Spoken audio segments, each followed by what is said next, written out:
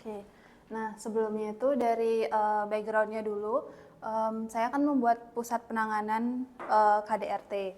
Jadi itu tuh dimulai dari data kekerasan di Indonesia yang cukup tinggi, terutama di Bandung, dan sementara tingginya kasus tersebut, justru rumah aman yang tersedia khususnya di Bandung itu masih belum memenuhi secara fasilitas dan prasarana itu belum terpenuhi. Nah, jadi fenomenanya itu ada 3, yaitu tingginya kasus kekerasan pada perempuan, terus belum optimalnya fasilitas rumah aman, dan dari kasus korban KDRT itu perempuan memiliki resiko tinggi terkena PTSD. Nah, jadi dari fenomena tersebut muncullah fungsi utamanya yaitu rumah aman. Namun karena rumah aman itu dia cakupan organisasinya lumayan terbatas, hanya mencakup penampungan saja. Jadi di fungsi utamanya itu bergeser ke organisasi yang lebih besar, yaitu Pusat Penanganan KDRT, di mana fungsi utamanya itu sebagai pemberdayaan, sebagai penampungan, juga pemulihan, dan juga pemberdayaan. Nah, untuk penggunanya sendiri, dia ada tiga yang utama, yaitu korban, staf, dan pengunjung. Nah, secara korbannya sendiri itu dibagi menjadi 2, korban yang melakukan rawat jalan dan juga korban yang tinggal. Jadi korban yang rawat jalan itu kondisinya masih memungkinkan untuk masih pulang ke rumah dan juga melakukan terapi secara rawat jalan. Dan secara aktivitasnya itu dia utamanya itu konsultasi, terapi, bisa kelas workshop, ya 3 itu. Terus untuk secara korban yang memang tinggal, itu korban yang memang sudah kondisinya cukup korban yang memang inisiatif dari dirinya sendiri yang memang ingin tinggal di penampungan tersebut, atau memang kondisi yang korbannya itu memang sudah cukup parah dan disarankan untuk tinggal dan diawasi oleh petugas yang ada di sana. Jadi korban ini membutuhkan tempat persembunyian yang lebih aman ketimbang korban rawat jalan. Terus juga si korban ini tidak bisa berinteraksi dengan lawan jenis. Jadi dan untuk aktivitas utamanya itu kurang lebih sama seperti korban rawat jalan, ada konsultasi, terapi, healing, dan tapi tambahannya dia ada beraktivitas keseharian seperti makan, tidur, dan mandi. Lalu untuk stafnya saya bagi menjadi 2, yaitu pengelola dan petugas. Pengelola itu kayak yang mengurus dari si fungsi bangunannya, kayak mengatur aktivitas dan kelancaran pusat penanganan, terus membantu mengarahkan korban. Sementara untuk petugas ada konselor, terapis, perawat, dan dokter umum. Itu dia menangani korban secara langsung untuk pemulihan si korban. Terus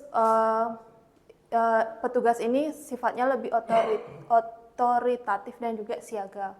Terus untuk pengunjung, dia bisa sebagai pendamping korban, atau memang ingin mengunjungi korban, atau memang sebagai visitor yang hanya mengikuti kelas pelatihan atau workshop. Nah, dari semua pengguna ini secara keseluruhan kebutuhan utamanya itu butuh rasa aman dan juga rasa pemulihan. Terus relasi aktivitasnya itu dari si korban rawat jalan ini, dia alur kegiatannya itu korban datang, terus daftar, terus bisa duduk atau menunggu, terus kalau misalnya memang udah daftar bisa langsung konsultasi atau konsultasi dan terapi. Terus bisa juga dia memang nggak terapi tapi ada jadwal kelas workshop atau jadwal pengembangan diri. Terus setelah melakukan aktivitas tersebut bisa pulang atau memang ingin beraktivitas di taman, jalan-jalan gitu untuk sebagai healing.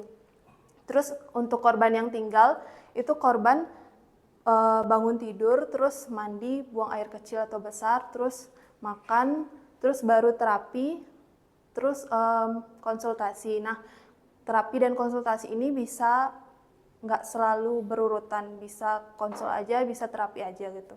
Terus setelahnya bisa healing di taman. Terus untuk staffnya itu datang terus berganti shift, terus bekerja menerima korban rawat jalan atau melayani korban, terus rapat, makan dan istirahat. Terus untuk pengunjung itu datang terus menyampaikan keperluannya ke petugas, terus bisa duduk atau menunggu, terus menjenguk korban, atau bisa juga selain menjenguk korban bisa memang keperluannya kelas workshop atau pelatihan, terus pulang, atau bisa juga bermain di taman. Nah, dari ketiga aktivitas pengguna tersebut, aktivitas utamanya itu ada di konsultasi, terapi, pengembangan diri atau pemberdayaan, pelatihan workshop, dan juga healing. Dan dari semua aktivitas tersebut, yang kemungkinan besar akan bersinggungan itu adalah di bagian aktivitas healing dan juga pelatihan workshop, karena yang nggak bisa yang mengakses aktivitas tersebut nggak cuman korban, tapi juga visitor atau pengunjung pun bisa melakukan kegiatan tersebut. Jadi adanya kemungkinan bersinggungan antara korban dan juga pengunjung biasa gitu. Terus aktivitas tersebut itu keterangannya. Nah, terus untuk konfigurasi ruangnya, kan tadi dari cara balik ke slide sebelumnya gimana Pak? Pencet yang mana? Oh, baliknya atas ya? Atas. Oh. Oke. Nah, sebelumnya ini kan dari aktivitas ini tuh disimpulkan bahwa poin yang diperlukan itu memang aman, tenang, dan juga pulih. Nah, untuk kriteria aman dan tenang ini, jadi ruangannya itu, ruangan untuk aktivitas tersebut jauh dari jangkauan orang dan tidak banyak dilalui, dan akan diperlihatkan di hierarki melalui zoning dan juga aksesnya. Terus untuk poin pulih itu kriterianya maksudnya berdekatan dengan ruang bukaan hijau, jadi memang lebih gampang untuk melihat yang hijau-hijau gitu, dan diterapkan di orientasi melalui kedekatan ruang. Nah, terus konfigurasi ruang ini memakai layer keamanan, jadi dibedakan secara zonasi, yaitu publik, semi-private, dan juga private. Nah, untuk zonasinya itu saya bagi berdasarkan ruang-ruangan tersebut, dan saya buat zonasi ini tuh bertahap dari publik ke semi-private dan juga private. Dan publiknya itu dari ada zona penerimaan kayak lobby, area tunggu, dan lounge. Terus ada komunal, itu maksudnya taman. Terus juga ada zona pengelola. Zona pengelola tuh kayak ruang konsul, ruang terapi. Terus zona pengembangan diri atau pelatihan itu semi private karena bisa diakses sama korban dan juga visitor. Terus untuk private-nya itu ada di zona layanan, zona terapi. Maaf, tadi maksudnya zona pengelola itu maksudnya zona yang bisa diakses hanya untuk staff-staff saja. Terus zona layanan itu ruang konsul, medis, terapi, seperti itu. Terus zona terapi, komunal, dan juga taman itu, dan zona tinggal itu private. Nah, penerapan konfigurasi ruang ini akan saya perlihatkan di site plan. Oh, oke, nggak usah sampai desain deh. Nggak sampai desain. Itu desain di studio. Saya nggak. Oh. Kita ngobrol tentang Ya udah, berarti udah. Batasnya sampai mana, Pak? Tembok ini. itu boleh. Selamat pagi semuanya. Di sini saya akan mempresentasikan teori konfigurasi arsitektur yang berupa rumah susun. Nah, di sini pertamanya itu ada tubuh atau niche. Nah, di sini siapa tubuhnya itu? Di sini saya membuat itu masyarakat berpenghasilan rendah atau MBR, dan dengan di mana masyarakat itu berupa keluarga muda dengan anak balita atau lansia. Dan di sini ada kebutuhannya dari masyarakat tersebut, yaitu dari biologis, psikologis, dan sosial. Baik biologisnya itu ada pencahayaan alami, ventilasi udara, sanitasi, air bersih, kenyamanan termal, dan ruang gerak yang layak. Kemudian ada psikologisnya, di mana akan kebutuhan akan privasi visual dan akustik, di mana agar suara dari unit sebelah itu tidak bocor, sehingga menimbulkan rasa aman, nyaman, privasi, dan ketenangan dari penghuni. Kemudian ada kebutuhan dari sosialnya, yaitu ketersediaan ruang komunal untuk berinteraksi guna mencegah kejenuhan mental akibat tinggal di hunian padat.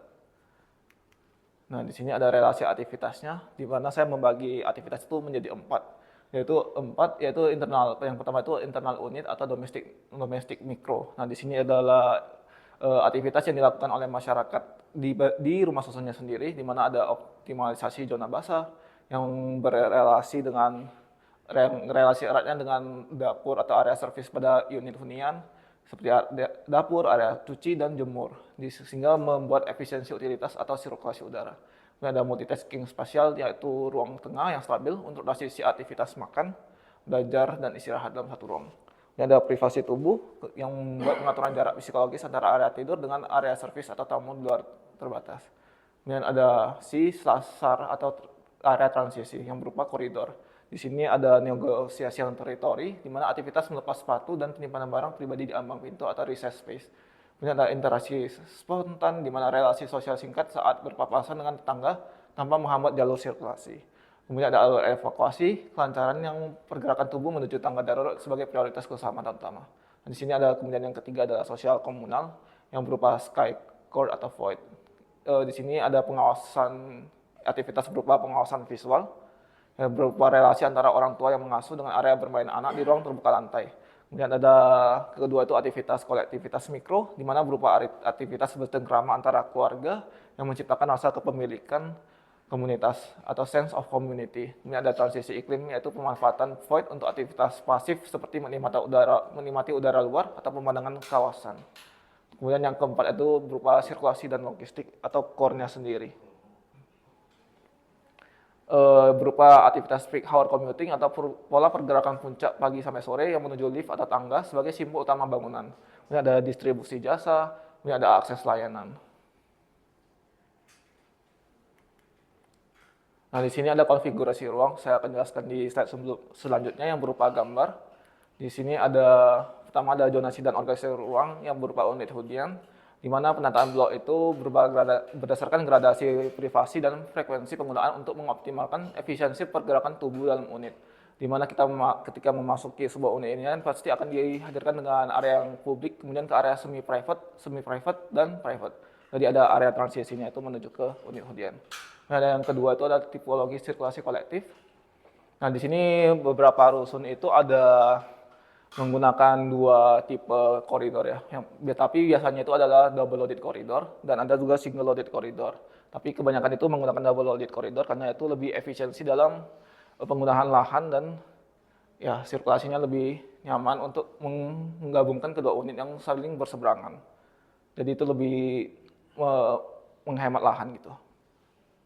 Kemudian ada sentralitas core bangunan, di mana aktivitas secara vertikal baik berupa tangga atau lift itu harus terjangkau oleh unit hunian di sekitarnya. Jadi harus meletakkan tangga itu sebagai simpul distribusi vertikal yang memastikan keterjangkauan jarak tempuh dari setiap sasar lantai. Nah, kemudian ada yang keempat itu ada artikulasi ambang atau threshold-nya, di mana unit hunian itu harus biasanya itu memiliki recess space atau perubahan material lantai sebagai filter spasial antara koridor publik dan ranah domestik. Nah, di sini ada orientasi dan hierarkinya sendiri. Di sini ada pusat kegiatannya di lantai 1 gitu. Nah, pusat kegiatan di lantai 1, di sini kita ada menentukan letak core bangunan tangga dan lift atau ruang bersama di setiap lantai sebagai titik kumpul yang mudah dikenali.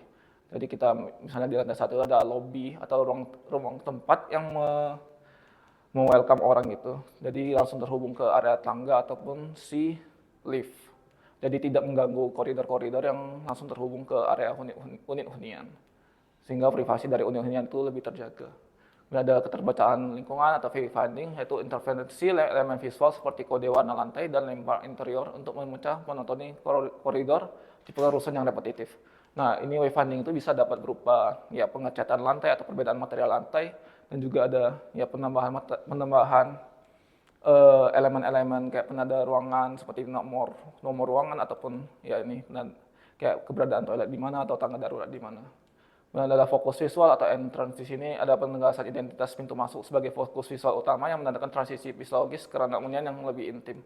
Jadi misalnya kita ada fokus entrance itu ada perbedaan misalnya ketinggian dari lantai ataupun perbedaan materialnya juga. Gitu.